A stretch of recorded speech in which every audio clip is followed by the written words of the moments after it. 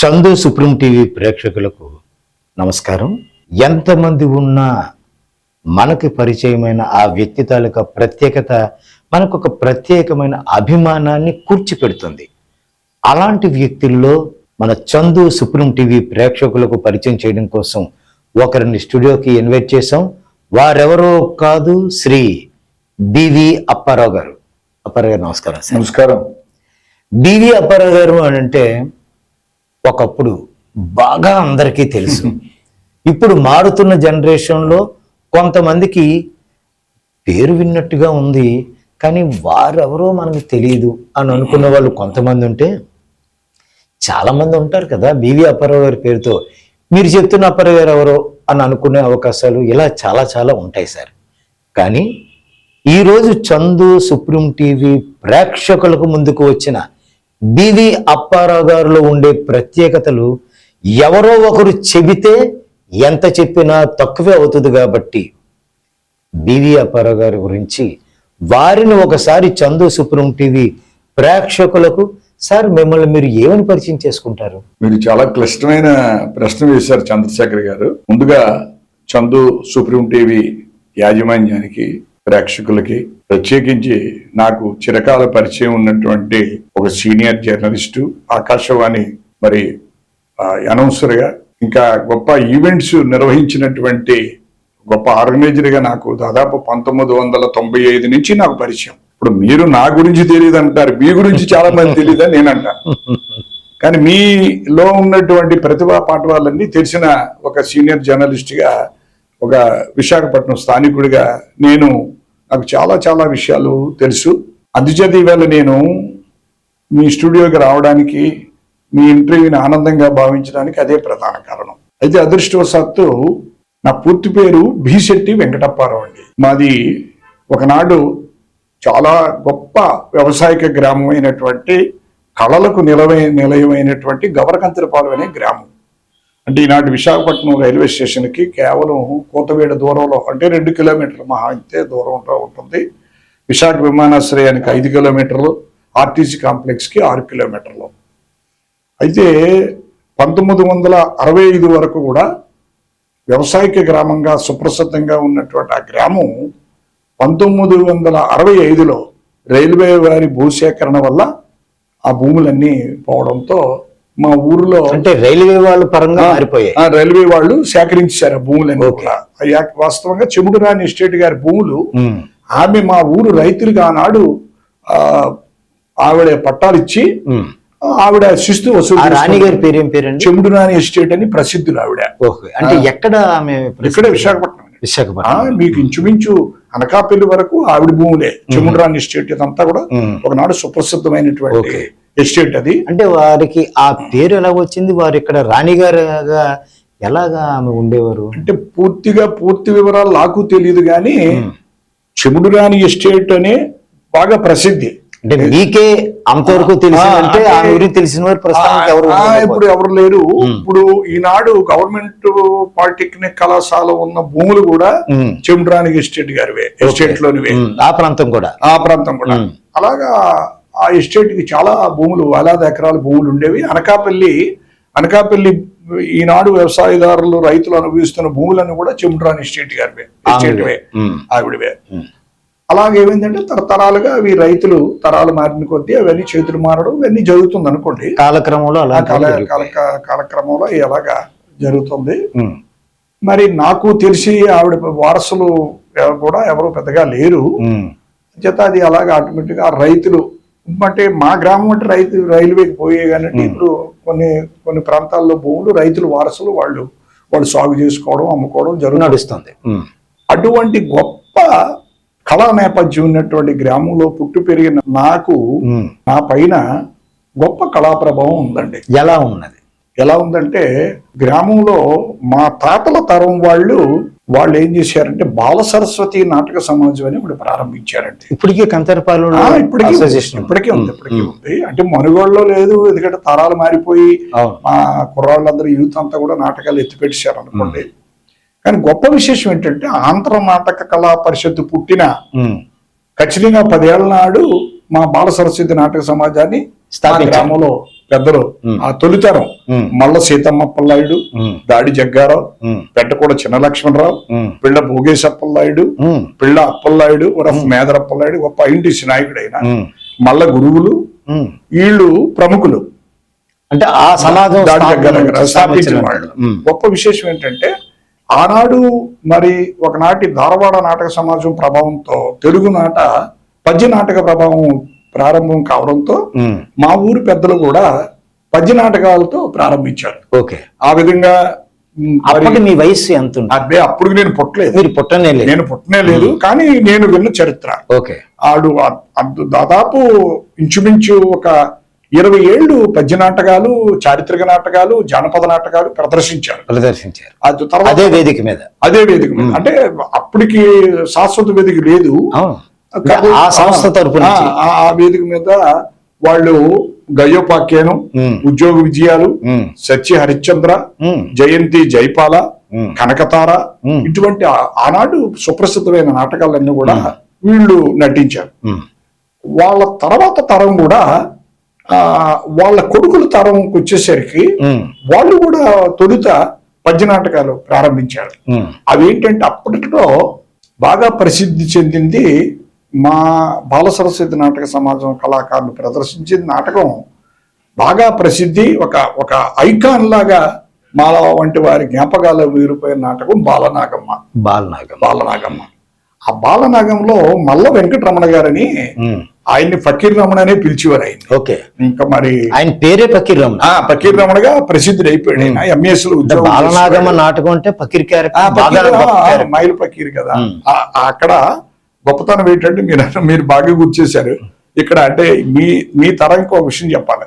ఆ నాటకం మీద ఏంటంటే బాలనాగమ్మ అని ఉండి బ్రాకెట్ లో మాయల మరాఠీ అని ఉంటది. మాయల మరాఠీ బ్రాకెట్ లో రచయిత విద్వాన్ కన్వశ్రీ అని మహానుభావుడు రచించాడు నాటకం. అది అనేక ఆంధ్రప్రదేశ్ లో బహుశా సత్య హరిశ్చంద్ర ఉద్యోగ విజయాల తర్వాత, చింతామణి తర్వాత అన్ని వందల ప్రదర్శనలు ఇచ్చి ఉంటారు. బాలనాగమ్మ అంతా ప్రసిద్ధి ఆ రోజుల్లో జానపద నాటకాల్లో. అలాగే జయంతి జైపాల, కనకతార కూడాను అద్భుతంగా ఉండేది.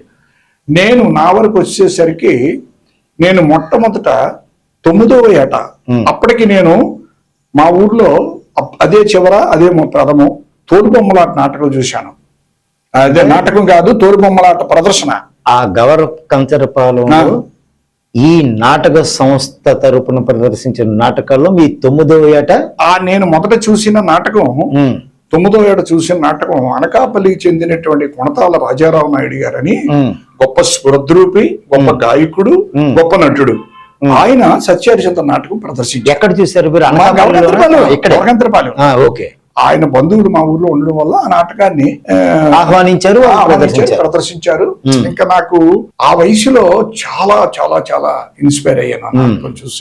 ఆ నటన గాని, మొత్తం నటీనటులు గాని, అందులో హరిశ్చంద్ర పాత్రధారిగా దురదృష్టం అతనికి రావలసినంత పేరు ప్రతిష్టలు రాలేదు, కానీ గొప్ప నటుడు అనమాట. పైగా గొప్ప అందగాడు, 6 అడుగుల విగ్రహం, మంచి స్వరద్రూపి, గొప్ప గాయకుడు. అంటే నాకు తర్వాత నేను విన్న వాళ్ళలో ఏవి సుబ్బారావు, అమరావ సత్యనారాయణ పోలినటువంటి గానం అయింది. ఒక నాదం ఉండేది ఆయన గానం. కొనతాల రాజారావు నాయుడు గారు మహానుభావుడు. ఆయన నాటకంతో నేను ఇన్స్పైర్ పొందాను పద్య నాటకాల పట్ల. తర్వాత మా ఊరు కళాకారులు నటించినటువంటి బాలనాగమ్మ గాని, మాయాబజార్ గాని, మైరావణ గాని, ఇవన్నీ నేను మా వాళ్ళు పద్య నాటకాలు. మీరు కూడా పాత్ర లేదు. ఆ నాటకాల ప్రదర్శనలకు సంబంధించి మీరు ప్రోత్సాహంగా ఉండేవారా? మీరు కూడా నటించారా? మంచి జ్ఞాపకాన్ని మీరు గుర్తు చేశారు. ఇక్కడ ఏంటంటే నేను ఆ నాటకాల వరకు నేను చూసి గొప్ప ఆనందం పొందాను. అక్కడ ఒక విషయం ఏంటంటే 1971లోనే 8వ తరగతి పరీక్షలు అయిపోయిన తర్వాత సెలవుల కాలంలో ఆనాడు పూర్ణ థియేటర్ ఎదురుగుండా రోడ్డు మీద పాత సినిమా పాటల పుస్తకాలు, బుర్రకథలు, ఏకపాత్రలు అమ్మేవారు. మాకు చిన్నప్పటి నుంచి అల్లూరి సీతారామరాజు ఇన్స్పిరేషన్ తో 1971లో నేను నా మిత్రుడు స్వర్గీయ వేగి నూకరాజ్ అని ఒక మంచి సహకారంతో ఉండేవాడు అనమాట. ఇద్దరు మంచి దోస్తులు. బాగా నాకంటే 3 ఏళ్ళు వయసులో పెద్దవాడు. దురదృష్టం 78లోనే చనిపోయాడు చిన్న వయసులో. ఇక మరి కళలంటే మహా ప్రాణం నాకు. నేనేమంటే నాకు ఆర్థికంగా మా నాన్నగారు పరిపుష్టిగా ఉండడం వల్ల డబ్బులకి ఏం లోటు ఉండేది కాదు. నేనేం చేద్దామంటే దానికి ముందు నాకు చేయి కలిపేవాడు. ఆ విధంగా ఉండేవారు. మేము ఇంకొక సోదరుణ్ణి చాలా కష్టపడి ఒప్పించి అల్లూరి సీతారామరాజు బుర్రకథ చెప్పాం 71లో. అల్లూరి సీతారామరాజు 2 ప్రదర్శనలు ఇచ్చాం. ఎక్కడ? మా ఊర్లోనే గవర్కంతరపాలు 2 ప్రదర్శనలు అల్లూరి సీతారాం. తర్వాత మీరు అన్నట్టుగా ఈ మైరామణ నాటక విరామ సమయంలో తాండ్ర పాపారాయుడు నేను అప్పటికి 5-6 సార్లు బొబ్బులి యుద్ధం బుర్రకథ విన్నాను. ఆ చరిత్ర అప్పటికే నాకు బాగా ఇది. 72 అంటే నా వయసు 14 ఏళ్ళు. అప్పుడు నేను ఈ నాటక విరామ సమయంలో ఆ నటుల్ని రిక్వెస్ట్ చేసి నాకు కొంచెం టైం ఇవ్వండి గ్యాప్లో అంటే తప్పకుండా అంటే అప్పుడు నేను తాండ్ర పాపారాయుడు ఏకపత్రపైన నటించాను. మీ మొట్టమొదటి ప్రదర్శన ఏకపత్ర. కరెక్ట్, బాగా చెప్పారు. అది ఆ రంగస్థలం మీద. ఎందుకంటే ఇక్కడ మీకు చెప్పాలి, అంతవరకు తాత్కాలిక వేదిక నిర్మించుకొని నాటకాలు వేసినటువంటి మా కళాకారులు 1970 డిసెంబర్ 6వ తారీఖున శ్రీ గౌరీ గ్రంథాలయ ఓపెన్ ఎయిర్ థియేటర్ అని ఆనాటి మా పెద్దలు ఒక శాశ్వత వేదిక ప్రారంభించారు. శాశ్వత వేదిక నిర్మించారు. ఇంకా 70 డిసెంబర్ నుంచి ఆ వేదిక మీదే ప్రదర్శనలు. నేను అలా ఉంటుండగా కొత్తపేంట అని చోడవరం దగ్గర ఊరుంది. ఆ ఊర్లో సత్యవరపు సత్యనారాయణమూర్తి గారని గొప్ప హార్మోనిస్ట్ అన్నమాట. మహానుభావుడు, నిజంగా అద్భుతమైన హార్మోనిస్టు. ఆయన ఆ ఊర్లో పిల్లలందరినీ 8, 9, 10 ఏళ్ల పిల్లలందరినీ సమీకరించి రామాంజనేయ యుద్ధం అని బాలల చేత నాటకం ఆయన అప్పట్లోనే చిన్న పిల్లల చేత నాటకం ప్రదర్శన అప్పట్లోనే శ్రీకారం పడింది. 73లోనే. ఓకే. వాళ్ళు కొంత అనుబంధం ఉండడం వల్ల, మా ఊర్లో ఒకళ్ళిద్దరికి అనుబంధం ఉండడం వల్ల మా ఊర్లో ప్రదర్శన ఏర్పాటు చేశారు. నేను చూసి బాగా ఇన్స్పైర్ అయిపోయాను. ఆ తర్వాత ఆ రోజుల్లోనే 73లోనే కైలాసపురం డిఎల్బి క్వార్టర్స్ లో ఆనాటి ట్రేడ్ యూనియన్ నాయకులు పిఎం నాయుడు గారు అని చాలా ప్రముఖుడు. ఆయన ఒకసారి ఎమ్మెల్యే గారు 2 సార్లు ఎమ్మెల్యేగా కూడా పోటీ చేశాడు, గెలవలేదు. కానీ ఆయన పోర్ట్ ట్రస్ట్ లో ప్రముఖ ఐఎన్టీసీ నాయకుడు, ట్రేడ్ యూనియన్. ఆయన ఆధ్వర్యంలో అక్కడ ఏర్పాటు చేసి అక్కడ కూడా చూశాం, కైలాసపురం డిఎల్బి క్వార్టర్స్ లో. ఈ ఇన్స్పిరేషన్ తో నేను ఏం చేశానంటే, పాత నాటకాలన్నీ కాదు, కొత్త నాటకం ఏదైనా మన వయసు వాళ్ళు అందరూ వెయ్యాలని నేను డబ్బులు పెట్టుబడి పెట్టి నా వయసు వాళ్ళందరినీ నానా బాధలు పడి సమీకరించి సుధన్వార్జున యుద్ధం అని చాలా గొప్ప నాటకం. అది పాపులర్ అవ్వలేదు. ఏ నాటకం అండి? సుధన్వార్జున యుద్ధం. సుధన్వుడు అంటే అర్జునుడితో సమతూగదగినటువంటి అస్త్ర విద్య విడుకాడు, అస్త్ర విద్య యోధుడు అయిన సుధన్వుడు. అతని తండ్రి హంసధ్వజుడు, తమ్ముడు సురదుడు, వాళ్ళ భార్య ఆమె రత్నాబాయి, సుధనుడి భార్య. ఆమె కృష్ణుడు భక్తురాలు. అర్జునుడు ధర్మరాజు కురుక్షేత్ర సంగ్రామం ముగిసిపోయిన తర్వాత రాజ్యం చేపట్టిన తర్వాత రాజ్యయాగం చేస్తాడు. ఆ అశ్వాన్ని ఈ సుధనుడు వాళ్ళు బంధిస్తారు, అడ్డుకున్నారు. అప్పుడు కృష్ణుడు, భీముడు, అర్జునుడు ముగ్గురు వస్తారు. వీళ్ళందరికీ యుద్ధం. కృష్ణుడు మొత్తానికి మరి అర్జునుడు పక్షపాతి కదా, ఆయన సుధనుడిని చంపేస్తాడు. కృష్ణుడే చంపేస్తే అప్పుడు ఆమె సుధనుడి భార్య, ఆమె మహాపతివ్రత శిరోమణి, కృష్ణుడి భారతీస్తే మళ్ళీ బ్రతికిస్తాడు. అర్జున, నేను చంపాను కానీ నీ గర్వభంగం కోసం ఇది నేను సృష్టించానని కృష్ణుడు చెప్తాడు. చాలా గొప్ప నాటకం. వంగా రామిరెడ్డి, ప్రత్తిపొడుపు రాఘవరాజు జంట కవులు రాశారు ఆ నాటకాన్ని. చాలా గొప్ప నాటకం, అద్భుతమైన పద్యాలు అన్నమాట, చాలా సరళమైన పద్యాలతో రాశారు. ఆ నాటకాన్ని నేను టేకప్ చేసి ఒక ప్రదర్శన ఇచ్చాం.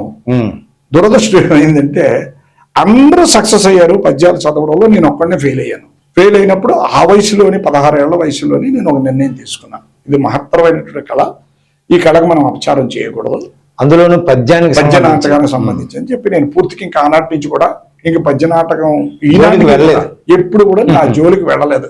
చూశాను కొన్ని వందల ప్రదర్శనలు, పద్య నాటక ప్రదర్శనలు నేను చూశాను. సరే, ఇది ఎలా ఉంటుండగా 1974 నవంబర్లో మా ఊర్లో గొప్ప నాటక తపస్వి, నాటకం కోసం సర్వస్వాన్ని మరి అర్పించినట్టే అనుకోవాలి, బిఎస్ చలం గారని, పూర్తి పేరు భీమరశెట్టి సింహాచలం గారు. ఆ మహానుభావుడు అప్పటికే మంచి, ఆయన మా చిన్నాన్నల వరుస. ఆ తర్వాత ఆయన మంచి సాంఘిక నాటక నటుడు. ఆయన తర్వాత ఆయన మమ్మల్ని అందరినీ సేకరించి ఏం చేశాడంటే, మొట్టమొదట 74లో నవంబర్లో మహానుభావుడు రైల్వేలో వర్క్ చేసేవాడు. ఆయన గొప్ప నాటక రచయిత గమ్ములూరి ప్రేమ్ కుమార్ గారని, ఆయన ప్రగతిలో పన్నీర్ అని గొప్ప మానవీయ నాటిక ఒకటి రాశాడు. అది సాంఘిక నాటకం. సాంఘిక నాటిక. ఈ సాంఘిక నాటిక ఈ బిఎస్ చలం గారు మా చేత నటింపజేశారు. అది సాంఘిక నాటక ప్రస్థానానికి పడ్డ నాంది నాంది.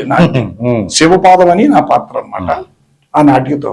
ఇంకా అక్కడి నుంచి ఇప్పటి వరకు మీరు ఎన్ని సాంఘిక నాటకాలు నటించారు లేదా నటింప చేశారు? చాలా మంది. నేను 15 నాటికలు నటించానండి. తర్వాత 3 నాటకాలు నటించాను. ఆ 3 నాటకాలు 3 నాటకాలు అంటే దేవుడు నిద్రలే అని ఒక నాటకం, తర్వాత చిల్లరకోటి చిట్టమ్మ ఒక నాటకం, మరొక నాటకం నాటకం. మొత్తం 3 నాటకాలు 15 నాటికలు. ఒక 87 జనవరిలో కొంచెం సాహసం చేసి నేను మా గ్రామాభివృద్ధి సంఘం అనే మా సేవా సంస్థ కార్యదర్శిగా ఉంటుండగా మా తమ్ముడు తరం వాళ్ళందరినీ సమీకరించి 2 హాస్య నాటికలు, గొప్ప గొప్ప చాలా గొప్ప పాపులర్ హాస్య నాటికలు. అప్పలాచార్య గారని ఆత్రేయ గారి స్వయంగా మేనమామ. అప్పలాచార్య గారు సినీ మాటలు రచయిత కూడా. ఆయన ఆ రోజుల్లో సినిమాల్లో కామెడీ ట్రాక్ అంతా ఆయనే రాసేవాడు. అప్పలాచార్య గారు రాసినటువంటి మంచం మీద మనిషిని ఒక నాటికను, జంధ్యాల గారి ప్రసిద్ధ నాటిక గుండెలు మార్చబడను. ఈ 2 గుండెలు మార్చబడను, మంచం మీద మనిషి 2 నాటికలు నేను దర్శకత్వం వహించానండి. అంటే దొస్సాహసం అని చెప్పాలి, కానీ చిన్నవాళ్ళు కదా, సరే నాకున్నంతలో వీళ్ళని తయారు చేద్దామని చెప్పి తయారు చేసి బాగా 2 ప్రదర్శన. అంటే మీ తర్పీదులో ప్రదర్శించిన నాటికలకు సంబంధించి అందులో మన బిశెట్టి వెంకటేశ్వరరావు ఇలాంటి వాళ్ళు యాక్ట్ చేశారండి. మా బిశెట్టి వెంకటేశ్వరరావు, బిశెట్టి కనకరాజు ఇద్దరు మా తమ్ముళ్ళు. వాళ్ళిద్దరు కూడా ఈ 2 తమ్ముళ్ళు కూడా గుండెలు మార్చబడి ఆయన నటించారు. అదొక మీరు బాగా గుర్తు చేశారు. అదొక అసెట్ ఫోటో కూడా, మంచి ఫోటో కూడా ఉంది నా దగ్గర. ఆ మంచం మీద మనిషి నాటికే ఫోటో తీసుకోలేదు, ఎందుకు వాళ్ళు జరిగిందో కలిసి రాలేదు, టైం కలిసి రాలేదు. ఈ గుండెలు మార్చబడిన మాత్రం అదృష్టవశాత్తు ఫోటో తీసుకుని ఇప్పటికీ చాలా మంచి ఛాయాచిత్రం నా దగ్గర ఉన్న రికార్డుల్లో. ఇంకా 15 నాటికల తర్వాత నేను ఎప్పుడైతే కొంచెం ఒక సోషల్ వర్క్, ముఖ్యంగా సాహిత్య కార్యక్రమాలు నిర్వహించడం, మాది 87లో గారు. ఇప్పుడు మీరు ఈ నాటక రంగం నేపథ్యంలో నుంచి మొదలైన మీ ప్రస్థానంలో ప్రతి ఒక్కరికి వృత్తి ప్రవృత్తి అనేది ఒకటి. అవును. మీరు ఏ వృత్తిలో ఉండేవారు, ఎందులో పనిచేశారు? అది నేనైతే ఈస్టర్న్ నేవల్ కమాండ్ పరిధిలోని నేవల్ డాక్యార్డ్ లో 1977 ఏప్రిల్లో నేను జాయిన్ అయ్యానండి. నేవల్ డాక్యార్డ్ లో. ఏ పోస్ట్ లో జాయిన్ అయ్యారు? మామూలు టెక్నీషియన్ గానే జాయిన్ అయ్యాను. అప్పుడు నేను 73-74లో ఐటీ ట్రైనింగ్ అయ్యాను. అది అయిన తర్వాత 77లో, అంటే 76 డిసెంబర్లో సెలెక్ట్ అయ్యాను, ప్యానెల్లో పెట్టి 77 ఏప్రిల్లో జాయిన్ అయ్యాను. నెక్స్ట్ వచ్చే సంవత్సరానికి 50 ఏళ్ళు అవుతుంది యాక్చువల్గా. జాయిన్ అయ్యాను, కానీ అప్పటికే ఈ సోషల్ సర్వీసు, నాటకాలు, సాహిత్య అభిరుచి, నాటక వీక్షణంతో బాగా అభిరుచి, తర్వాత ట్రేడ్ యూనియన్, ముఖ్యంగా ట్రేడ్ యూనియన్ వల్ల చాలా కాలం కొంచెం ఉద్యోగాన్ని అశ్రద్ధ చేసినట్టే లెక్క చెప్పాలి. మీరు జాబ్ కి వెళ్ళేవారు కాదని. అదే, ఎందుకంటే మరి చాలా యాక్టివిటీస్ ఎక్కువ, మరి నా అభిరుచులకు అనుగుణంగా చాలా విశృంఖలంగా దాదాపు 25 సంవత్సరాలు తిరిగేశాను. 2005వ సంవత్సరం తర్వాత ఒక ప్రముఖ స్వచ్ఛంద సేవా సంస్థకు అధ్యక్షుడిగా చేసిన తర్వాత, అది చాలా ప్రతిష్టాత్మకమైన సంస్థ, దానికి బాధ్యతాయుతంగా చాలా నియమనిష్టలతో ఎక్కడ శక్తివంచన లేకుండా ఆ బాధ్యతలు నిర్వర్తించేసి, ఎప్పుడైతే ఆ బాధ్యతలు విరమించి అయిపోయాయో, పదవీ కాలం ముగిసిపోయిందో, నాకు నేనుగానే ఒక ప్రమాణం చేసుకున్నాను. మళ్ళీ ఎప్పుడు జీవితంలో ఏ సంస్థల్లోనూ ఏ పదవిని చేపట్టను అని ప్రమాణం చేసుకొని అక్కడి నుండి ఉద్యోగ జీవితం చాలా భక్తిగా, అంటే మేనేజ్మెంటే ఆశ్చర్యపోయి, అప్పటి వరకు బీవీ అప్పారావు ఒకలా చూసిన మేనేజ్మెంట్ ఇప్పుడు కొత్తగా చూడబోతుంది. అసలు మీకు అక్కడ కూడా ప్రాక్టికల్ ఏం జరిగిందంటే, మా డిపార్ట్మెంట్ లో అమిత్ రే అని ఒక బెంగాలీ అసిస్టెంట్ మేనేజర్ గా ఉంటుండగా నా దగ్గరకు పరిగెత్తుకొచ్చి, 3 నెలల నుండి నిన్ను చూస్తున్నాను, ఏమి వర్క్ చేయకుండా లేజర్ గా కూర్చుంటున్నాం, సెల్ మాట్లాడుకుంటున్నాం, ఉమ్. ఏంటి నీ పని, ఏంటి నీ ఉద్దేశం అని అడిగారు. ఆయన అడిగాడు. ఆయన ఉమ్. లేదండి నాకు మారుదామనే ఉంది, పని చేద్దామనే ఉంది, ఉమ్. ఏం చేయమంటారు, నా సూపర్వైజర్ నన్ను ఇంకా యూనియన్ లీడర్ గానే చూస్తున్నాను తప్ప నన్ను నమ్మి నాకు వర్క్ ఇవ్వట్లేదు, నేను వర్క్ చేయగలను, వర్క్ మైండ్ ఉంది నాకు, ఇవ్వట్లేదంటే ఆయన సూపర్వైజర్ పిలిచి చెప్పాడు, ఆయనకు వర్క్ ఇవ్వండి, ఓవర్ టైం ఇవ్వండి అని చెప్పాడు. కానీ మాకు అక్కడ డిపార్ట్మెంట్ లో ఉన్నటువంటి ట్రేడ్ యూనియన్ వర్గ విభేదాల వల్ల ఆ సూపర్వైజర్ మళ్ళీ మామూలు యథావిధిగానే ఆయన కంటిన్యూ అయ్యాడు. మిమ్మల్ని పక్కన పెట్టి వర్క్ మీకు ఇవ్వకుండా పక్కన పెట్టి యథావిధిగా అది నడిచేసింది. 2004లో జరిగింది. అది 2005లో నా అదృష్టం, అంతకుముందు 92లో ఏ మహనీయుడి దగ్గర అయితే నేను 6 నెలలు పనిచేసి ఆశ్చర్యపోయాను ఆయన తాలూకా ట్రీట్మెంట్ కి, ఆ మహనీయుడు నా అదృష్టం కొద్ది ఆయన మళ్ళీ మా సెక్షన్ తిరిగి అదే సెక్షన్ కి వచ్చారు, మా సెక్షన్ కి వచ్చారు. ఆయన పాపం ఆరోగ్య రీత్యా ఎంకే షాజహాన్ అని కేరళీయుడు మహానుభావుడు, రాగద్వేషాలు లేవు ఆయన, నువ్వు వర్క్ చేయి, ఓవర్ టైం చేసుకో, ప్రివిలేజ్ తీసుకో, అదే ఆయన పాలసీ. ఇంకా ఈ రాష్ట్రం ఆ రాష్ట్రం, ఈ భాష ఆ భాష అనేవి లేదు. మేనేజ్మెంట్ కి అంత విశ్వాసపాత్రుడు ఆయన, అంత డెడికేటెడ్ సూపర్వైజర్. ఆయన వచ్చాడు మా సెక్షన్ కి. నేను అనుకున్నాను నా జీవితం మారినట్టే అని. ఆయన నాకు గుర్తించి నేను చేయదగ్గ జాబ్స్ నాకు ఇచ్చాడు. ఆయనే ఆశ్చర్యపోయాడు. చెప్పొచ్చేది ఏంటంటే, నన్ను ఏ అధికారి అయితే అమిత్రే లెఫ్టినెంట్ గా ఉంటుండగా నన్ను ప్రశ్నించాడో, అదే అధికారి కమాండర్ గా మా డిపార్ట్మెంట్ కి మేనేజర్ వచ్చాడు. ఆయన నా వర్క్ నా అంతా చూస్తున్నాడు. ఆయన ముందు చూశారు, చూశాడు ఆయన, ఇప్పుడు కొత్తగా చూస్తున్నాడు, ఆయన కొత్తగా చూశాడు. ఆయన మళ్ళీ నా దగ్గరికి వచ్చాడు. ఏంటి అప్పుడు ఎలా చూశాను, ఇప్పుడు ఎలా చూస్తున్నాను, ఏంటి కారణం ఏంటి మీలో ఈ మార్పు అని అడిగాడు. అందులో బెంగాలీ కదా, లార్డ్ కర్జన్ అంటాడు, what is thinking Bengal today, India thinks tomorrow అన్నాడు ఆ రోజు స్వాతంత్రం రాకముందు. అంటే బెంగాలీస్ అంత షార్ప్ గా ఉంటాను. ఆయన అడిగాడు. అప్పుడు నేను చెప్పాను, సార్ నేను నా కోసం మారాను, మేనేజ్మెంట్ కోసం మీకోసం నేను మారలేదు, దేశం కోసం నేను మారలేదు.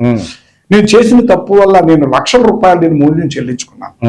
ఆ నష్టం ఏంటో నాకు నా సాటి వారిని చూసి నాకు అర్థమైంది. నా అదృష్టవశాత్తు గొప్ప సూపర్వైజర్ వచ్చాడు ఈ సెక్షన్ కి. నా ఆత్మ గౌరవాన్ని గుర్తించి, నన్ను గౌరవించి, నా శక్తియుక్తులు గుర్తించి నేను చేయతగ్గ జాబ్ ఇచ్చాడు. ఆ జాబు సక్సెస్ అవుతుంది ప్రతి జాబ్ కూడా. ఎందుకంటే నాకు వర్క్ నాలెడ్జ్ ఉంది, నేను ఎప్పుడు మర్చిపోలేదు ఆ వర్క్ నే.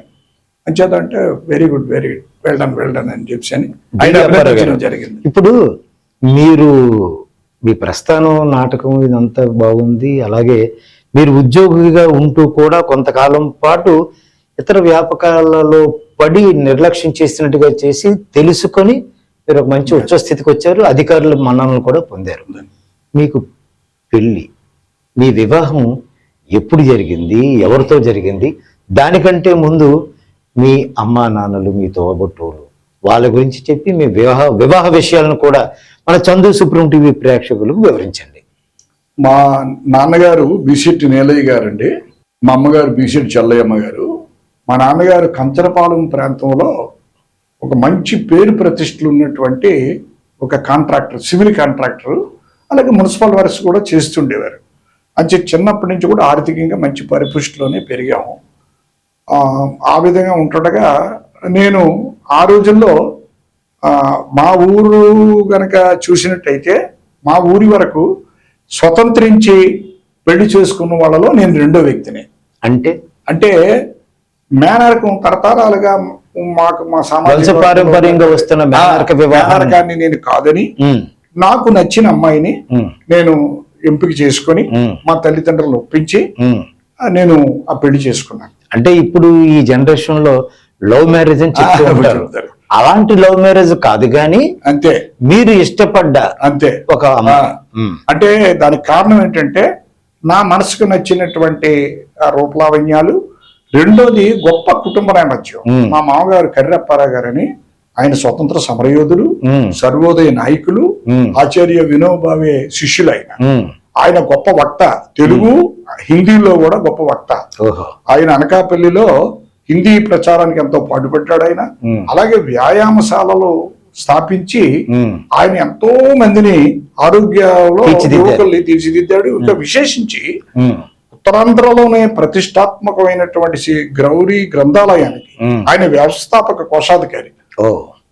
ఆ రోజుల్లో ఉమ్. 46లో అనుకుంటాను, 43 కానీ ఆ రోజుల్లో ఆయన వ్యవస్థాపక కోశాలు గారు.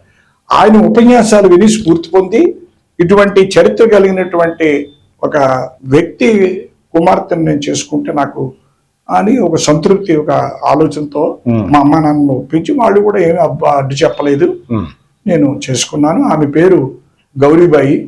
నాకు చాలా అనుకూలవతి సానుకూలవతి అయినటువంటి. అప్పుడు కథలు ప్రచురణ కాలేదండి. ఒక 5 ఏళ్ళు ప్రయత్నం చేశాను. నాకు సంతృప్తిగానే ఉండి, సహజం అనుకోండి, తల్లి బిడ్డ తల్లికి ముందు కదా, అంచేత బాగానే ఉండేవి, కానీ ప్రచురణ జరగలేదు. ఆ రోజున పరిస్థితులు కూడా వేరే ఉండేవాళ్ళండి. ఆ కారణాంతరాలు కూడా అనుకుంటేవాడు, కానీ ఎప్పుడు ప్రచురణ జరగలేదు. మీరు ఆశ్చర్యపోతారు, ఆ రోజుల్లో మధురాంతకం రాజారాం గారని ఆ మహనీయుడు కథలు ఎలా రాయాలని 76లో పుస్తకం ప్రచురించారండి. ఆ రోజుల్లో 100 రూపాయల పుస్తకం వెల. అప్పుడే అది వారపత్రికలు ప్రకటన చూసి నేను డబ్బులు అమ్మో చేసి రప్పించుకున్నాను. అలాగే సుప్రసిద్ధ సినీ దర్శకుడు ఇంద్రగంటి మోహన్ కృష్ణ గారు నాన్నగారు ఇంద్రగంటి శ్రీకాంత శర్మ గారు కూడా కథలు ఎలా రాయాలని 50 రూపాయలు వెలపెట్టి ఒక పుస్తకం ప్రచురించారు. ఆ పుస్తకం కూడా రప్పించుకున్నాను. అది కూడా చదివాను. చాలా మంది ప్రముఖుల మహనీయుల తాలూకా రచనలు చదివాను. అయితే ఒకటి మాత్రం నేను చెప్పగలనండి, అప్పుడు కూడా నా చుట్టూ ఉన్న వాళ్ళు డిటెక్టివ్ నవలు చదివారు. ఇప్పుడు డిటెక్టివ్ నవలు ఇతర సాహిత్యం నేను చదివాడిని కాదు. చాలా గొప్ప రచనలు, గొప్ప ఒక పెద్దిపట్ల సుబ్బరామయ్య, ఒక ఇచ్చాపురం రామచంద్రం, ఒక మధురాంతకం రాజారావు, లేదా ఒక ముప్పాళ్ళ రంగనాయకమ్మ, ఇటువంటి లత సాహిత్యం కూడా 5-6 పుస్తకాలు పైగా చదివానండి. అలాగే చాలా మంది కథలు చాలా చదివాను. కొన్ని కథలు ఎప్పటికీ కూడా నా జ్ఞాపకాల్లో చాలా మధుర జ్ఞాపకాలు ఉన్నాయి. అయితే ఏమైందంటే 79 వరకు కథలు రాసిన కథా ప్రక్రియ నాకు కొడుకు పడలేదని నేనే ఒక నిర్ణయానికి వచ్చి ఇంకా కథా రచన ఆపేశాను. కానీ 77లో అనుకోకుండా మా గ్రామంలోనే జరిగిన ఒక చిన్న సంఘటన ఆధారంగా, అప్పటికే నేను దాదాపు ఒక 7-8 నాటికలు వేసిన అనుభవంతో మొట్టమొదటి నాటిక రాముడు ఇదా రామరాజ్యం అని రాశానండి. ఇప్పుడు 1977లో ఒక నాటిక రాశాను. రాముడు ఇదా రామరాజ్యం. అది మా గౌరకంతరపాలలో ఒక ప్రదర్శన, అల్లిపురం వెంకటేశ్వర మెట్ట మీద కూడా ఒక ప్రదర్శన ఇచ్చాం. ప్రదర్శనలు తర్వాత అప్పుడు పరిషత్తులకు వెళ్ళాలి, ఇది చేయాలన్న ఆ స్థాయి లేదు, చిన్న వయసు కదా, అది వెళ్ళలేదు. కానీ దాని తర్వాత తులసివనం అని ఒక నాటిక రాశానండి. అది BHP ఉద్యోగులు 2 ప్రదర్శనలు ఇచ్చారు. తర్వాత విశ్వరూపం అని ఒక నాటిక రాశాను. అది ప్రదర్శన జరగలేదు. అది ఒక దర్శకుడిని అప్రోచ్ అయితే ఆయన సరిగ్గా ప్రతిస్పందించగా తలగుండిపోయింది. తర్వాత 78లో 2 పాత్రలతో భారతీయ బహుపరాక్ అని ఒక నాటిక రాశానండి. భారతీయ బహుపరాక్ ఒక నాటిక. ఆ నాటికలో నేను చాతస్థానికి మారిపోయినటువంటి ఒక సంప్రదాయ సద్బ్రాహ్మణుడి పాత్ర నేను నటించాను. మీరు యాక్ట్ చేశారు? నేను నటించాను. నా జీవితంలో మర్చిపోలేని కాంప్లిమెంట్ ఏంటంటే, మహనీయుడు, గొప్ప నటుడు, దర్శకుడు, నాటక రచయిత, కీర్తిశేషులు రంగాపట్ల గుణేశ్వర శర్మ గారిని బళ్ళారి రాఘవ గారితో కలిసి నటించిన మహనీయుడు ఆయన. మా గవర్కంత్రిపాలెంలో ఒక అంతర విభాగ నాటిక పోటీల్లో మేము ఈ నాటిక వేశాం. ఆయన ఉపన్యాసం జడ్జిమెంట్ చెప్పే ముందు నా పాత్ర గురించి ప్రస్తావించి, ఆ చిరంజీవి అద్భుతంగా సన్నివేశంలో నటించాడు, ఏ నటుడైనా అలాగే నటించాలా, ఆ పాత్రకి అలాగే నటించాలా, చిరంజీవి అలాగే నటించాడనే మహనీయుడు ఏ ఒక ఉన్నాడో గాని, ఆ మహనీయుడు ఇచ్చినటువంటి ఆ కితాబు నా జీవితంలో మర్చిపోలేనండి. నటుడుగా సరే డిపార్ట్మెంట్ లో వేసిన వీటికి కొన్ని మంచి వచ్చాయి అనుకోండి. అయితే అప్పారావు గారు, మీరు మీ ప్రస్థానం రచయితగా సాగింది, జర్నలిస్ట్ గా ఎప్పుడు మారారు? జర్నలిస్ట్ గా మీరు మారిన ఆ పరిస్థితుల నేపథ్యం మన చందు సుప్రీం టీవీ ప్రేక్షకులకు చెప్పండి. ఇక్కడ ఏమైందంటే, మాకు ఆ రోజుల్లో 1974 వరకు కూడా విజయవాడ నుండి మధ్యాహ్నం మెయిల్కి ఆంధ్రప్రభ దినపత్రిక వచ్చేదండి. సాయంత్రం నేను కళ్ళు తెరిసిన సమయం వయసు అది, గ్రంథాలయంకి వచ్చి రోజు కూడా సాయంత్రం ఆంధ్రప్రభ దినపత్రిక చదవడం రెగ్యులర్గా అలవాటు అయింది. తర్వాత ఆంధ్రపత్రిక ఎప్పుడు చూసిన దాఖలాలు లేవు. ఎందుకంటే కొద్ది మందికే పరిమితంగా వచ్చేది ఆ రోజుల్లో. పత్రికా రంగంలో మీ అభినివేశం అనేది ఆంధ్రప్రభ నుంచి ప్రారంభమైంది. 72 అంటే వారపత్రికలు చదవడం అయితే 67 అండి. ముందే 67 నుంచే మా ఇంట్లో ఒక అప్పుడు మీరు బాగా చదివిన వారపత్రికలు ఏంటి? ఆంధ్రప్రభ. అప్పుడు కూడా 67లో కూడా ఆంధ్రప్రభ వారపత్రికని చదివే అలవాటు మీకుంది. ఎలాగంటే దాని గురించి కూడా ఆ మహనీయుడిని స్మరించుకోవాలి. నాకు ఈ పాటి సాహితీ స్పృహ కలగడానికి కారణం ఆ మహనీయుడే అంటాను నేను నిజాయితీగా. ఎందుకంటే ఆంధ్రప్రభ ఆయనకి ఆయన డీజిల్ లోక షెడ్ లో ఉద్యోగం వచ్చింది. వచ్చిన కొత్తలోనే మా ఇంట్లో అది దిగారు. ఆయనకి ప్రతి వారం కూడా క్రమం తప్పకుండా ఆంధ్రప్రభ చదవడం అలవాటు ఉండేది ఆయనకి. ఆయన ప్రతి వారం కూడా తెచ్చుకొని ఆయన పూర్తిగా చదివేసి నన్ను వాత్సల్యంతో నన్ను పిలిచి, అప్పారావు ఈ ఆంధ్ర పత్రిక చదువు మంచిది నీకు అని చెప్పేసాను. మహనీయుడు ఆయన తెచ్చుకున్న పుస్తకాన్ని మీకు ఇచ్చి మీరు కూడా చదివేలాగా చేశాడు మహానుభావుడు. 67లో చదివిన దీంతో నాకు ఇంకొక విశేషం ఏంటంటే చిన్నప్పటి నుంచి కూడా సినిమా ఒక్కసారి చూస్తే ప్రొడక్షన్ మేనేజర్, అవుట్డోర్ యూనిట్, కథా, స్క్రీన్ ప్లే, మాటలు, నటీనటులతో సహా బుర్రలో రికార్డ్ అయిపోయేది. మొత్తం ఆ టెక్నికల్ మొత్తం వివరాలన్నీ గుర్తుండేది. మొత్తం ఆ పేర్లు, సన్నివేశాలు, స్క్రీన్ ప్లే, మొత్తం పాటలన్నీ కూడా కంఠస్థం అయిపోయాయి.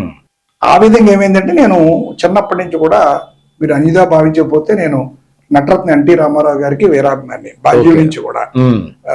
ఇంచుమించు ఒక దశ వరకు ఆయన సినిమాలన్నీ నేను చూశాను. అంత ఆరాధన ఆయన అంటే. ఆ విధంగా ఎన్ఏటి కంబైన్స్ వారి భలే తమ్ముడు సినిమా చూసి 69 అప్పుడు నేను 5వ క్లాస్ చివరిలో ఉన్నాను. ఇంటికి వచ్చి అన్నకు సంఖ్యలు అని ఒక నాటికి రాశాను. భలే తమ్ముడు సినిమా చూసి సీక్వెల్ లాగా అన్నకు సంఖ్యలు అని ఒక నాటికి రాశాను. పార్ట్ 1 మీరు తెర మీద చూసారు, పార్ట్ 2 మీరు పేపర్ మీద పెట్టారు. అది నా సమవయస్కులతో 10-11 ఏళ్ల వయసు వాళ్ళతో ఏదో మేము అప్పట్లో సరస్వతి పూజను చేసేవాళ్ళం 3 రోజులు. అది ఒక రోజు ప్రదర్శించాం అనమాట. అది గొప్ప అనుభూతి. ఇంకా తర్వాత ఈ నాటికలు అంటే మామూలు రెగ్యులర్ గా అయితే 74 నుంచి ప్రారంభం. మీరు పత్రిక అన్నారు కదా, 72 నుంచి ఆంధ్రప్రభ చదవడం, దినపత్రిక చదవడం అలవాటు అయితే 74 ఆగస్టు 10వ తారీఖున విశాఖపట్నంలో ఈనాడు ప్రారంభం ఒక సంచలన మార్పు అండి. చరిత్ర ఒక మలుపు. విశాఖ ప్రస్థానంలో ఈనాడు ప్రారంభం 74 ఆగస్టు 10వ తారీఖు నుండి 2005 ఆగస్టు 25వ తారీఖు వరకు నేను భోజనం చేయలేని రోజు ఉందేమో గాని ఈనాడు చదవని రోజు లేదు. ఆ విధంగా నేను 30 ఏళ్ళు, దాదాపు 31 సంవత్సరం దగ్గర నేను ఈనాడు రెగ్యులర్ గా నేను చదివాను. పాఠకుడిగా ఉన్నారు మీరు, విలేకరిగా, జర్నలిస్ట్ గా ఎలా మారారు? అంటే ఎలాగంటే నిజానికి 1981లోనే ఒకనొక ఉద్యమ వేదికలో పనిచేస్తున్న సందర్భంగా అది అలాగా ఆ స్ఫూర్తి కలుగుతుంటే నేను ప్రజాశక్తి వారపత్రిక, ప్రజాశక్తి దినపత్రిక తోటి నేను వార్తలు రాయడం మొదలు పెట్టానండి. అవన్నీ వార్తలు కూడా సంఘటనలు, వార్తలన్నీ కూడా అవి ప్రజాశక్తి వారపత్రికలోను దినపత్రికలు కూడా ప్రచురితం అయ్యి ఆ రోజుల్లో కేవలం ₹5 ఎనవలప్ కవర్ లో పెట్టి ఆ విజయవాడ అడ్రస్ కి నేను పోస్ట్ చేసేవాడిని. ఆ రోజుల్లో మరుసటి అందేసేది, వాడు వెంటనే క్యారీ చేసేవారు. ఆ విధంగా నాకు ఒక స్ఫూర్తి, అయ్యో నేను రాసిన అక్షరాల పత్రికలు వచ్చాయి కదా. అలాగే అంతకుముందు 76లో కూడా సినీ హెరాల్డ్ కి అని ఒక ప్రముఖ సినీ పత్రిక ఉండేది ఆ రోజుల్లో. 76, 75 పత్రిక పేరు ఏం పేరండి? సినీ హెరాల్డ్. ఈనాడు సైజులోనే 75 నుంచి 78. ఈనాడు సైజ్ అంటే మెయిన్ పేపర్ సైజులోనే మెయిన్ పేపర్ చాలా గొప్ప సినీ పత్రిక అది, వారపత్రిక. అబ్బో అంటే అప్పటికి విజయ చిత్ర, సినిమా రంగం బాగా పాపులర్ మన తెలుగులో. వారపత్రిక వచ్చింది మాత్రం సినీ హెరాల్డ్తో ప్రారంభమైంది నాకు తెలిసి తెలుగులో. ఆ పత్రిక సినిమా వార్తలు, ఇతరత్ర కొన్ని సాంస్కృతిక వార్తలు వస్తుండేవి. ఆ పత్రిక కూడా అప్పుడప్పుడు సినీ హెరాల్డ్లో కూడా మీరు కొన్ని ఆ వయసులో కొన్ని పంపించేవాడిని. అవి కూడా ప్రచురితం అయ్యాయి. అలాగే ఈ 81 వరకు ప్రజాశక్తి వారపత్రికగా ఉండేటప్పుడు కొన్ని వార్తలు రాశాను. 81 ఆగస్టులో అది వారపత్రిక దినపత్రికగా మారింది ప్రజాశక్తి. అప్పటి నుంచి చాలా కాలం పాటు 85, 86 వరకు కూడా ప్రజాశక్తి దినపత్రిక కూడా వార్తలు పంపిస్తుండేవాడిని, ప్రచురితమయ్యి. తర్వాత ఏమైందంటే నాకు ఈ విపరీతమైన ఈ నాటక వీక్షణ ఆర్తి ఎక్కువ ఉండేది. మహామౌనట్ల ఈ నాటకాలు ఇవన్నీ చూడడం మా గ్రామంలో సరే హిందుస్థాన్ షిప్ అండ్ లలిత కళామందిరంలో గాని, గురజాడ కళామందిరం అంటే ఒకనాటి కలెక్టరేట్ ప్రాంగణంలో ఉండేది. అలాగే సాంబమూర్తి కళామందిరం ఆ పోర్టు హైదరాబాద్ రవీంద్ర భారతితో పోల్చదగ్గ థియేటర్ నిర్మించాడు మహనీయుడు హనుమంత సామూర్తి గారు, ఆనాడు చైర్మన్. అందులో గాని అలాగే యూనివర్సిటీ మహనీయుడు కేవి గోపాల స్వామి గారు పూణికతో నిర్మించినటువంటి 6 మైల్ రంగస్థలం మీద కూడా ఇంకా అద్భుతమైనటువంటి మహాద్భుతమైనటువంటి సాంఘిక నాటకాలు నాటకాలు 100 చూసిన ప్రయాణ సందర్భంగా ఈనాడులో విశాఖపట్నం ఎడిషన్ లో అప్పటికి బ్యూరో చీఫ్ గా ఉన్నటువంటి పూజ్యులు, నాకు నిజంగా ప్రతస్మరణీయుడైన గొప్ప నిబద్ధత కలిగినటువంటి మహా జర్నలిస్టు శ్రీ గుండు వల్లీశ్వర గారికి గొప్ప నాటకాలు. వల్లీశ్వర గారు కూడా ఆ నాటక ప్రదర్శన దగ్గరికి వస్తుండేవారు. నాటకం పూర్తిగా చూసి ఆయన నాటక దర్శకుడితో మాట్లాడేవారు. నేను పక్క నుండి వింటుండేవాడిని. ఆ డిస్కషన్ అంతా నేను ఫాలో అవుతుండేవాడిని. ఈ ఫాలో అవుతుండగా ఆయన 5-6 ప్రదర్శనల దగ్గర ఆయన నన్ను అబ్జర్వ్ చేసి ఇక్కడ ఈనాడు విశాఖపట్నం ఎడిషన్ పెట్టిన కొత్తలో నన్ను కబుర్ల మీద కబుర్లు పెట్టి మరి నన్ను చాలా మరి ప్రోత్సహించి ఆదరించి అభిమానించి నన్ను ఈనాడులో సాంస్కృతిక వార్తలు ఎక్కువగా రాయాలని నన్ను ప్రోత్సహించి ఆ ప్రత్యేక విభాగానికి మిమ్మల్ని విలేకరిగా తీసుకున్నారు. అంటే వల్లీశ్వర గారి ఆధ్వర్యంలో మీరు వల్లీశ్వర గారే కారణం. బాగా ఆదరించారు. అప్పుడు ఆ సందర్భంగా విశాఖపట్నంలో ఆనాటికి సుప్రసిద్ధులైనటువంటి నటులు ఒక 20 మంది నటులు పరిచయాలు ఇచ్చాను. ఎన్నో మానవీయ కోణంలో ఎన్నో స్టోరీలు రాశాను. అనుభవుడు అమోజీరావు గారితో కూడా 2 సార్లు రివ్యూ మీటింగ్ లో పాల్గొనే అవకాశం నాకు వల్లీశ్వర గారి వల్ల నాకు లభించింది. అలాగే ఆనాడు ఎండిగా ఉన్నటువంటి మరి అప్పారావు గారు కానీ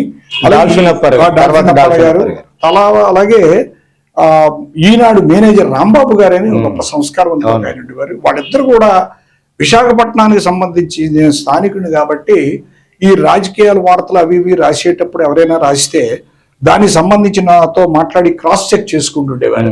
లేదా పలానా బీవీ అప్పారావు ఎలాంటి వాడు నన్ను అడిగేవారు. లేదంటే ఆయన గురించి రాయొచ్చు, ఆయన చాలా చెప్పేవాడు. లేదంటే ఆయన ఏదైనా కొంచెం తేడా ఉంటే నేను చెప్పేసేవాడు. అంత అభిమానంగా నన్ను. అంటే ఈనాడు యాజమాన్యం ఒకసారి ఒక విశ్లేషణకు సంబంధించి ఎవరినైనా ఒక విషయం గురించి అడిగితే అందులో ఉండే యథార్థ సంఘటనని విషయాన్ని మాత్రమే తీసుకొని అంతే ఏదో ఒకటి న్యూస్ రాయరు. అందులో నిజ నిర్ధారణ ఉంటేనే ఐటమ్ ను ప్రచురిస్తారు. సో మీరు అలాగా ప్రజాశక్తి నుంచి మొదలు పెట్టిన విలేకరిగా ఈనాడు సాంస్కృతిక విలేకరిగా మీరు చాలా కాలం పాటు మీరు కంటిన్యూ అయ్యారు. సరే, బివి అప్పారావు గారు ఒక రచయితగా, ఒక విలేకరిగా, ఒక జర్నలిస్ట్గా ప్రస్థానం సాగించి ఇప్పుడు ఏం చేస్తున్నారు?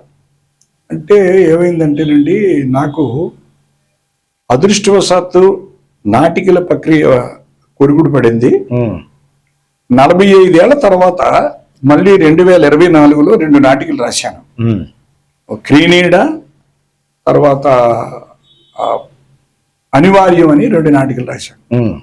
తర్వాత 2025 నవంబర్లో జరిగినటువంటి పూజ్యులు ఎక్స్ ఎంపీ గారు ఎస్ఆర్ఏ సప్పల్లాడి గారి 100వ జయంతి సందర్భంగా కారణ జన్ముడు అని ఒక నాటకం రాశాను. అక్కడ వరకు అది కొరుకుడు పడింది. అది ఏదో ప్రయత్నం చేశాను. అదే ఇకపోతే నాకు ప్రధానంగా బాగా కొరుకుడు పడింది, నాకు బాగా గుర్తింపునిచ్చింది, గౌరవాన్ని పెంచింది జర్నలిస్టిక్ వ్యాసాలు. పత్రికేయ వ్యాసాల్లో నాకు నా కమిట్మెంట్ అవ్వండి, లేకపోతే పరిశీలన అనివ్వండి, అవగాహన అనివ్వండి, అది రాసేవారు. అంటే పరిచయాలు నటీనటులు ప్రముఖుల పరిచయాలు రాశాను. అలాగే నాటకాల మీద రివ్యూలు రాశాను. తర్వాత కథా సంకలనాల మీద, నవలల మీద, పుస్తకాల మీద కూడా దాదాపు చాలా వరకు రాశారు. చాలా ప్రధానంగా ఆంధ్రజ్యోతి, ఆంధ్రప్రభ, లీడరు, మన తెలంగాణ, నవ తెలంగాణ, నమస్తే తెలంగాణ, ఈ అన్ని ప్రజాశక్తి, విశాలాంధ్ర, ఈ అన్ని ప్రముఖ పత్రికలు, సాక్షి, ఈ ప్రముఖ పత్రికలు అన్నింటిలో కూడా, అలాగే విశాఖ సంస్కృతి మాసపత్రికలో కూడా నా ఈ చాలా విలువైన వ్యాసాలు కొన్ని వచ్చాయి. నాకు చాలా ఒక విశ్లేషకునుగా, ఒక కథా రచయితగా మీకు తెలిసిన అపారమైన మీ అనుభవాన్ని రంగరించి రకరకాల వ్యాసాలను చాలా పత్రికలు మీరు అందించారు. ఇప్పుడు ఏం చేస్తున్నారు? ప్రస్తుతం అంటే ఏదైనా సందర్భాన్ని బట్టి అప్పుడప్పుడు వ్యాసాలు, ఏదైనా స్పందన కలిగితే వ్యాసాలు రాయడం. మొన్న మే 12వ తారీఖున మాజీ మంత్రివర్యులు, మాజీ లోక్సభ సభ్యులు, ఒకనాడు రాజకీయ దిగ్గజం బాటు శ్రీరామూర్తి గారి శత జయంతి సందర్భంగా మొన్న మే 12వ తారీఖున ఒక ఆంధ్రజ్యోతిలో వ్యాసం రాశాను. అలాగే అప్పుడప్పుడు రాస్తుంటాను. ఇప్పుడు ప్రస్తుతం మీరు అడిగిన దానికి నాకేంటంటే, నాకు 2 కోణాల్లో నేను ఎన్నో, అయితే ఎక్కడికి వెళ్ళినా నేను జయప్రదం అవడం నా అదృష్టం. అది మా అమ్మ నాన్నల ఆశీస్సులు, మా గురుదేవుల ఆశీస్సులు అని నేను ఎప్పుడు భావిస్తాను. ఇది నిజాయితీగా చెప్తున్నటువంటి విషయం. అయితే ఎన్ని కార్యక్రమాలు చేపట్టినా, ఎక్కడ విజయవంతమైనా, ఒక ట్రేడ్ యూనియన్లో కానీ, రాజకీయాల్లో కానీ, లేదా సాహిత్యంలో కానీ ఎంత విజయవంతమైనా నాకు రెండు రకాలైన గుర్తింపు, చిన్నపాటి గుర్తింపు ఈ మహానగరంలో రావడం నాకు ఎంతో సంతృప్తి అండి. చాలా. ఎలాంటి గుర్తింపు? అది ఎలాగంటే, ఒకటి, దాదాపు 40 ఏళ్లుగా ఒక వక్తగా నాకు మంచి గుర్తింపు ఉందండి. 2, జర్నలిస్ట్గా, పాత్రికేయ వ్యాస రచయితగా, సమీక్షకుడిగా, నాటక విశ్లేషకుడిగా నాకు ఒక మంచి గుర్తింపు. ఈ 2 కోణాల్లో నేను సక్సెస్ అయ్యాను. రాజకీయంగా కాలం కలిసి రాలేదు. నా పరపతంతా ఉపయోగించి ఒక శాసనసభ్య టికెట్ స్థాయిలో నా శక్తియుక్తులు ఒడ్డి నా భార్యని 2000 నగరపాలక సంస్థ ఎన్నికల్లో నా భార్యని కాంగ్రెస్ అభ్యర్థినిగా పోటీ చేయించాను. 2000 సంవత్సరంలో కాలం కలిసి రాలేదు, ఓడిపోయాం. ఇంకా అక్కడి నుంచి నాలో మార్పు వచ్చి కొన్ని గుణపాఠాలు తీసుకుని అక్కడి నుంచి ఉద్యోగం, ఇందాక మీకు చెప్పాను కదా, ఉద్యోగం పరంగా నా మైండ్ సెట్ మార్చుకున్నాను. ఇప్పుడు ఏంటంటే, నేను 2024 అక్టోబర్లో మహానాట దిగ్గజాల మీద నేను రాసినటువంటి వ్యాసాలు, అలాగే నాటక సమీక్షలు, ఇవన్నీ కలిపి దాదాపు నా బాల్య స్మృతిలో నాటక రంగంతో నా అనుబంధం అంతా కలిపి నాటక బంధం పేరుతో 160 పేజీల ఒక పుస్తకాన్ని స్వయంగా ముద్రించి దాన్ని 2024 అక్టోబర్ 22వ తారీఖున మన పౌర గ్రంథాలయంలో ఆవిష్కరింపజేశాను.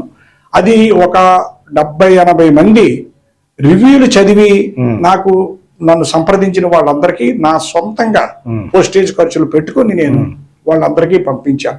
వాళ్ళు చాలా మంది పీపీ చేస్తామండి, అమౌంట్ అంతా మీరు ఏమీ చేయొద్దు, మీరు చదివి మీరు మీ స్పందన తెలియజేయడం నాకు చాలా అని చెప్పాను. అయితే అలాగే ఎస్ఆర్ఏ సప్పల్లాయుడి గారి జీవిత ప్రస్థానం మీద కూడా నా జీవనయానం అనే పేరుతో ఒక పుస్తకాన్ని 2025 నవంబర్లో, అది కూడా వారి ఆత్మకథ లాంటి అక్కడ ఒక ప్రయోగం చేశానండి. ఆయన 1985లో ఆయన షష్ఠపూర్తి సంచికలో ఆయనే స్వయంగా ఆయన తనదైన శైలిలో, తనదైన భాషలో నా జీవనయానం అని ఒక అతని జీవిత ప్రస్థానం 1925 నుంచి 85 వరకు 60 ఏళ్ల ప్రస్థానం ఆయన రాశారు. చాలా అపురూపమైనటువంటి ప్రస్థానం అది. నేను ఆ రోజుల్లోనే 85లో అబ్బురపడ్డాను, 95లో అబ్బురపడ్డాను, 80లో ఆయన 80వ జయంతి కార్యక్రమాలు 2005లో నేను నిర్వహించాను.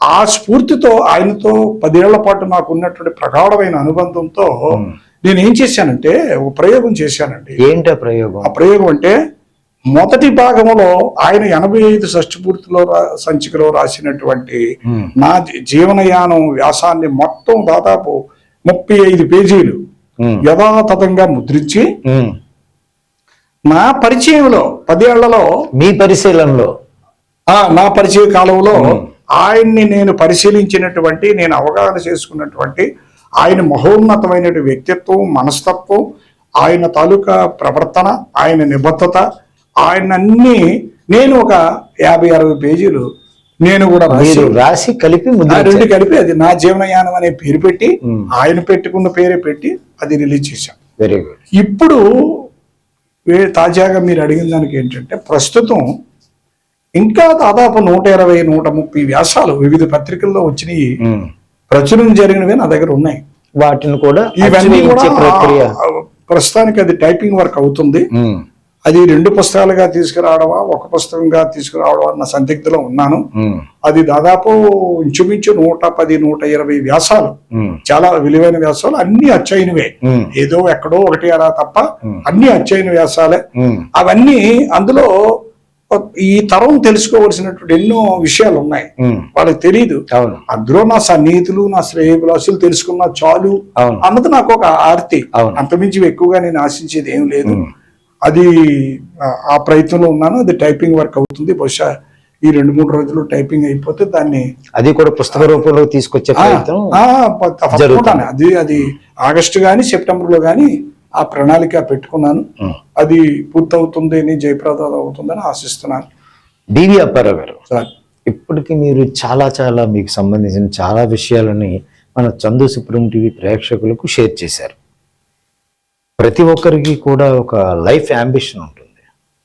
అలాగే మనం చూస్తున్న ఈ సొసైటీలో ఇలాంటిది ఏదైనా జరిగితే అది కూడా చూడాలి అనే ఒక కోరిక ఉంటుంది. బివి అప్పారావు గారు ఎంతో ప్రస్థానం నడిచిన ఈ ప్రస్థానంలో వారి మనసులో ఉన్న ఒక లక్ష్యం ఏంటి, ఏం చూడాలనుకుంటున్నారు, ఈ సమాజం నుంచి వారు ఏమి ఆశిస్తున్నారు, అది కూడా మన చందు సుప్రీం టీవీ ప్రేక్షకులకు వివరించండి. అంటే అదృష్టవశాత్తు మా తరం వరకు కూడానండి మంచి విలువలు ఉన్నటువంటి సమాజంలో మానవ సంబంధాలతో మేము పెరిగామండి. అలాగే కాస్తో కోస్తో నిబద్ధత ఉన్నటువంటి రాజకీయాల్లో కూడా మేము చూసాము, పెరిగాము. ఇప్పుడు పూర్తిగా పరిస్థితి మారిపోయింది, భిన్నంగా ఉంది. ప్రపంచీకరణ నేపథ్యం, నూతన ఆర్థిక విధానాలు, సరళీకృత ఆర్థిక విధానాల కారణంగా ఇది ఒక గ్లోబలైజేషన్ అయిపోయింది ఈ పరిస్థితులు. అందుచేత నాకైతే వ్యక్తిగతంగా ఎక్కడ ఆశాజనకంగా సుదూర భవిష్యత్తులో పరిస్థితులు కనిపించడం లేదు.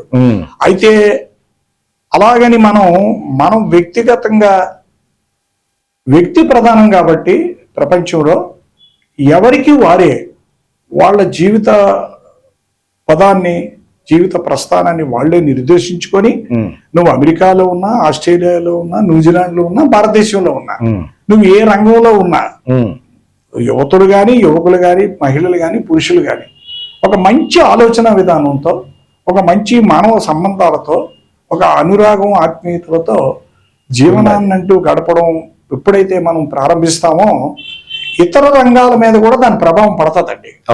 అది ఆశ నాకుంది. అటువంటి ఒక మంచి వాతావరణం, మళ్ళీ ఇది మహోన్నతమైన సమాజం అండి. ఎందుకంటే ఇది రత్నగర్భ. ఇది అవును. ఇక్కడ నా అనుభవం చెప్పాలంటే ఈ నేల నేను గమనించినటువంటిది, నేనే తత్వవేత్తన కాదు, మహనీయులు అసలు చదివాను, మహనీయుల ఉపన్యాసాలు విన్నాను, కానీ నాకు కానీ నేను తత్వవేత్తను కానీ కాదు. కానీ నేను ఒకటి నేనేం నమ్మానంటే ఈ 50 ఏళ్ళలో నేను చూశానండి, ఎవరైతే ఒక నిబద్ధతతో ఉంటారో దానికి తగిన ఫలితం వాళ్ళకి చెందుతుందండి. రెండోది ఏంటంటే చాలా మందికి ఏవో వాళ్ళ రంగాల్లో దిగ్గజాలు అనుకున్న వాళ్ళకి తెలియని విషయం ఏంటంటే, రత్నగర్భ అయినటువంటి ఈ భారత మాత, ఈ భారతదేశం, ఈ భారత భూమి దేన్నైనా సహిస్తుంది కానండి అహంకారాన్ని సహించదండి. అహంకార వ్యతిరేకి భారత భూమి. అంచేత నువ్వు నీ స్వార్థాన్ని క్షమిస్తుంది, నీ అజ్ఞానాన్ని క్షమిస్తుంది, నీ పేదరికాన్ని క్షమిస్తుంది, నీ సంపన్నతను క్షమిస్తుంది, దేన్నైనా క్షమిస్తుంది. కానీ అహంకారాన్ని మాత్రం ఈ నేల క్షమించదు. నాకు నేనే సర్వజ్ఞుని అనుకొని ఎవరైనా అనుకుంటే, అది ఏ రంగంలో ఉన్నవాళ్ళైనా అనుకుంటే, దానికి చాలా దారుణమైన మూల్యం చెల్లించుకున్నటువంటి సంఘటనలు చాలా, అది బహిర్గతం చేయకూడదు కానీ నా బుర్రలో ఉన్నాయి. ఇంక నేను అంతకు మించి, మా అమ్మగారు మహనీయురాలు, ఆమె గొప్ప తత్వవేత్త, అంటే చదువుకోలేదు, ఏమీ చదువుకోలేదు, గొప్ప ఫిలాసఫరు. నాకు చిన్నప్పుడు అద్భుతమైనటువంటి ఆమె లోకోక్తులు, సూక్తులు, నానుడులు చెప్తుండేదారు మహాతల్లి. ఆమె ఒక మాట అనేది, గరికి తిన్న గాడిద చస్తుంది కొడుక, గరికి మాత్రం మిగులుతుంది అనేది ఆవిడ. ఆ మహాతల్లి. అలాగే నాకు ఒక మాట చెప్పేది, 16 పళ్ళల్లో ఒక పన్ను విషయం కూడిక, చాలా జాగ్రత్తగా ఉండాలి సమాజంలో అని చెప్పేది. 16 పళ్ళల్లో ఒక పన్ను విషయం అట. అంచేత మనం చాలా జాగ్రత్తగా ఉండాలి. అంటే చాగంటి కోటేశ్వరరావు గారు ఉపన్యాసం విన్నాక నాకు గుర్తొచ్చింది, ఈ పళ్ళు చేసిన దానికి చెంపలు మూల్యం చెల్లించుకుంటాయంట. అవును అవును. మీ లౌల్యం వల్ల, నాలుక లౌల్యం వల్ల పళ్ళుకి శిక్ష వస్తుంది. అవును. మీ నాలుకని ఇష్టం మాట్లాడతావు, వాడు చెంప మీద కొడతాడు, ఆ పళ్ళు మేము శిక్ష అనుభవిస్తున్నాం అని అవును. ఆ చాగంటి కోటేశ్వరరావు గారి ప్రవచనంలో విన్నప్పుడు మా అమ్మగారు అన్న మాట నాకు గుర్తొచ్చింది. ఓకే, చెప్తున్నాను. అటువంటి ఆ మహనీయురాలు ఆ వయసులో అన్ని అర్థమైనట్టే ఉండేవి, కానీ ఆచరించడానికి జ్ఞానం సరిపోలేదు. తర్వాత జీవితంలో ఒక పరిపక్వత సాధించిన తర్వాత ఆమె చెప్పినటువంటి సూక్తులన్నీ కూడా ఒకటొక్కటిగా అవి స్వానుభవంలోకి వచ్చి జీవితాన్ని సంతృప్తికరంగా తీర్చిదిద్దుకున్నాను. ఒక్కటి మాత్రం నిజాయితీగా ఏంటంటే, ఒక దశలో కౌమార దశ ఇంచుమించు చివరి రోజుల వరకు కూడా, ఇంచుమించు చివరి రోజులు నా విశృంఖలత కోసం, నా అభిరుచుల కోసం, నా భార్యా బిడ్డల సుఖ సంతోషాలు కొంచెం నేను ఫణంగా పెట్టానని మాత్రం నేను చెప్పగలను. కొంచెం పక్కకు నెట్టిన విషయాల్లో చాలా పెద్ద అపరాధమే. కానీ ఒక విషయం ఏంటంటే, నాకు గొప్ప ఆనందం కలిగించేది, వాళ్ళు ఏనాడు కూడా ఎప్పుడు నా పట్ల వాళ్ళు వివక్ష చూపలేదు, అగౌరవం చూపించలేదు, ప్రేమాభిమానాలు తగ్గలేదు. దానికి ఏంటంటే, మా పెద్దమ్మాయి ఆ నలుగురు సినిమా చూసి ఒక మాట అంది నాకు, గొప్ప కాంప్లిమెంట్. డాడీ, ఆ సినిమా చూశాక మీరే గుర్తొచ్చారు. అలాగే 2005లో 30 ఏళ్ల ముచ్చట్లని, 30 ఏళ్ల ప్రజా జీవితం సందర్భంగా ఆనాటి కూడా చిల్డ్రన్ థియేటర్లో నేను 500 మంది ఆత్మీయులతో ఒక ఇష్టాగోష్ఠి సభ పెట్టాను. చాలా అద్భుతంగా జరిగింది. మహాతిరథ మహారథులు అందరూ వచ్చారు. పిలిచినటువంటి 500 మంది ఆత్మీయులు వచ్చారు. సభ అంతా అయిపోయిన తర్వాత నా కొడుకు, మా అబ్బాయి, నా భార్య భర్తలు ఇద్దరి మధ్య నిలబడి, అమ్మా నేను ఫోటో తీసుకుంటాను అన్నాడు. నాకు గొప్ప ఆనందంగా ఉందమ్మా ఈరోజు స్పందన చూసి. మా డాడీ ఏమీ తప్పు చేయలేదని నాకు ఇవాళ అర్థమైంది. అంచేత మీ ఇద్దరి మధ్య నిలబడి తీసుకుంటానని ఒక అపరూపమైనటువంటి ఛాయాచిత్రాన్ని తీసుకోవడం ద్వారా తన గౌరవాన్ని, ప్రేమని మా పట్ల చూపించాడు మా అబ్బాయి. ఇది మా చిన్నమ్మాయి అయితే వెల్ మెచ్యూర్డ్ అనమాట. ఝాన్సీ పేరు, వెల్ మెచ్యూర్డ్. ఇంకా తను ఎన్నో సందర్భాల్లో నాకు ఉపశమనం కలిగించే మాటలు, ఎన్నో మాటలు తను అంటుంటది. ప్రతి మంచి మాటను కూడా హర్షించి నాకు వెంటనే తన స్పందన తెలియజేస్తుంది. అలాగే మా అబ్బాయి కూడా మితభాషి, మృదు భాషి, తక్కువ మాట్లాడతాడు, వాళ్ళ అమ్మగారితో ఎక్కువ మాట్లాడతాడు. ఎందుకంటే తనని ఒక తల్లిగా కాకుండా ఒక బిడ్డలాగా చూస్తాడు. అంత అమాయకురాలు, బోళ మనిషి నా భార్య. ఆవిడికి తగిన కొడుకుని మాకు ప్రకృతి ప్రసాదించింది, భగవంతుడు అనుగ్రహం. అది ఎంతో నేను ఆనందం పొందుతాను. అంటే నేను లేకపోయినా నా భార్యకి జీవితానికి భరోసా ఏమి లోటు ఉండదు అని నాకు ధైర్యాన్ని నా కొడుకు, నా కోడలు ఇస్తారు. అది నాకు ఎంతో ఆనందకరమైనటువంటి పరిణామం. ఎప్పటికైతే ఒక సంపూర్ణమైనటువంటి సంతృప్తి ఉంది, ఇంకేమి కోరికలు లేవు, ఆశలు లేవు, ఆశయాలు లేవు. అయితే చివరి 15 సంవత్సరాలు నిబద్ధతతో, అంకిత భావంతో ఉద్యోగం చేయడం వల్ల నేను ఊహించినటువంటి ఆర్థిక పరిపుష్టితో ఈనాడు జీవితాన్ని కాకపోతే ఏంటంటే, తరాల అంతరంతో మా తరం వాడు తగ్గిపోయాడు. సహజం, అది ప్రకృతి సహజం. అది ఒక్కటే లోటుతో 4 గోడల మధ్య, కాగితాల మధ్య, పుస్తకాల మధ్య, అక్షరాల మధ్య గడుపుతుంటాను. ఇదిగో మీరు ఎంత అభిమానంతో పిలిచారు అంచేత నాకు మీ చాలా ఆనందం. ఈరోజు నా జీవిత ప్రస్థానంలో ఇది ఒక ఆనందకరమైనటువంటి రోజు. అంచేత మీకు ప్రత్యేకించి హృదయపూర్వకంగా నా తరపున, నా కుటుంబ సభ్యుల తరపున, నా బిడ్డల తరపున మీకు ప్రత్యేకమైనటువంటి హృదయపూర్వక కృతజ్ఞాపవందనాలు తెలియజేసుకుంటున్నాను. చందు సుప్రీం టీవీ ప్రేక్షకులు ఇంతవరకు ఒక మహోన్నత వ్యక్తి పంచిన భావోద్వేగ ప్రకటన మీరు విన్నారు, చూశారు. మీరు కూడా వారిని అభినందించాలి, వారికి శుభాకాంక్షలు చెప్పాలి. చందు సుప్రీం టీవీ ప్రేక్షకుల తరపున ఇంతసేపు మీ అభిప్రాయాలను పంచినందుకు థ్యాంక్ యూ వెరీ మచ్. ధన్యవాదాలు.